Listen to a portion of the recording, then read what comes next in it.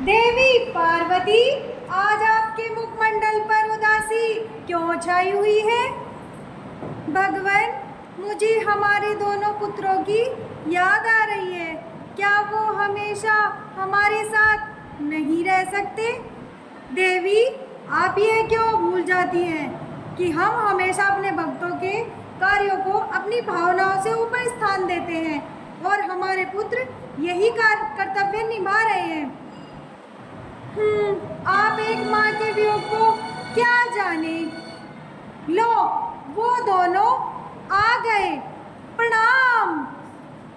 सुखी भव, विजयी भव। नारायण नारायण।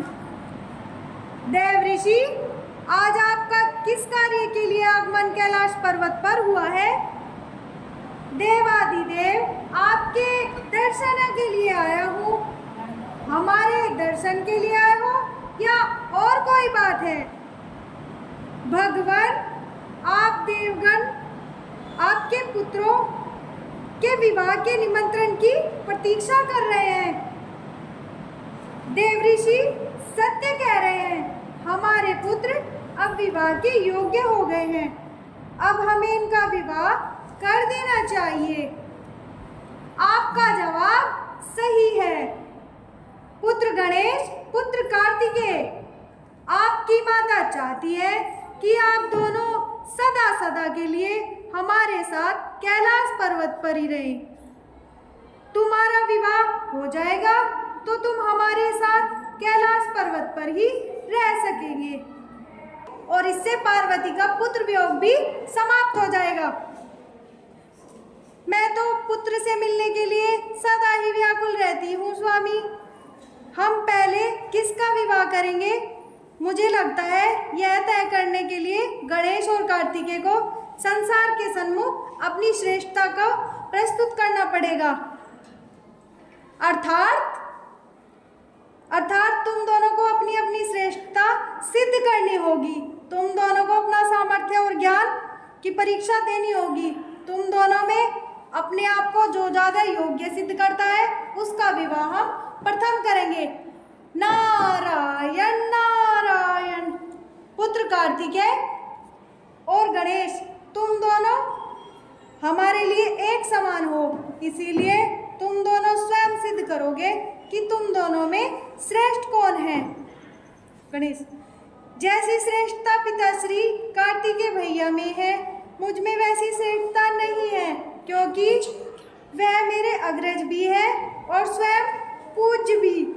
परंतु यह मत भूलो गणेश, पिताजी ने प्रथम पूजन का अधिकार तुम्हें प्रदान किया है, इसलिए तुम श्रेष्ठ भी हो और पूज्य भी।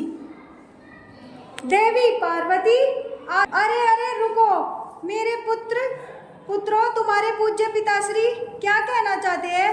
पहले यह तो सुन लो, फिर बाद में अपनी श्रेष्ठता पर विवाद करना। आज्ञा दीजिए महादेव, आप क्या चाहते हैं? पुत्रों, तुम दोनों अपने अपने वाहन लेकर पृथ्वी की परिक्रमा के लिए जाओ। जो तुम में पहले लौटेगा उसे अपनी माता की इच्छा का सम्मान करना पड़ेगा। गणेश स्थिति विजय होकर लौटेंगे कार्तिकेय भैया। आपका वाहन मयूर अति चतुर और सक्षम है। कार्तिकेय, पहले चलो सब छोड़कर हम अपने माता पिता की आज्ञा का पालन करते हैं। प्रभु, हमें आशीर्वाद दीजिए कि हम आपकी अपेक्षाओं पर खरे उतरें। अपने वाहन पर बैठकर पृथ्वी की परिक्रमा लेते हैं। मन में सोचते हैं कि उनका वाहन मूषक पर बैठकर पृथ्वी की परिक्रमा करने में कई युग लग जाएंगे। अन्य कोई उपाय सोचना होगा। थोड़ी देर सोचने के बाद वो भगवान शंकर और माता पार्वती के फेरे लेने आरंभ कर देते हैं।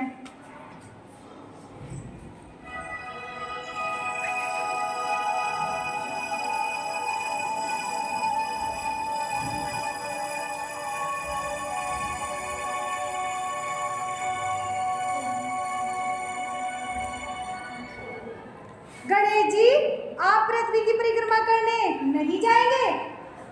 संसार में जन्म धारण करने वाले प्रत्येक संतान के माता पिता केवल पृथ्वी के ही नहीं बल्कि तीनों लोगों के समान होते हैं।